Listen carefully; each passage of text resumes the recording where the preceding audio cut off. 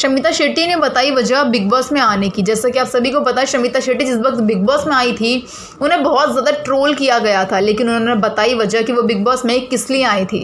उन्होंने बताया कि उस वक्त जब वो बिग बॉस में उनकी एंट्री होने वाली थी उस वक्त परिस्थितियाँ बहुत ज़्यादा अलग थी।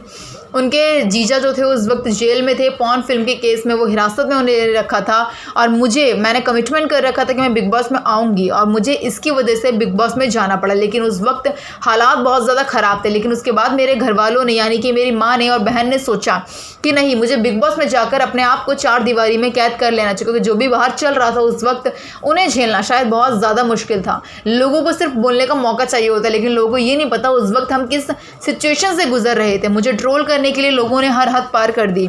मैं बिग बॉस में आए, लोगों ने मुझे ये भी बोला कि इसका जीजा जेल में है, लेकिन ये बिग बॉस में आ रखी है, इसको पैसा कमाने की इतनी ज़्यादा पड़ी हुई है। तो उसी पर उन्होंने इंटरव्यू में एक बात करते हुए कहा कि लोगों ने मुझे बहुत ज़्यादा ट्रोल किया, लेकिन मैं लोगों की बातों पर ध्यान नहीं दिया। मुझे फिक्र थी मेरे घर वालों की, लेकिन फिर भी ये मेरे घर वालों का डिसीजन था बिग बॉस में जाने का, क्योंकि इन सब चीज़ों से वो मुझे दूर रखना चाहते थे।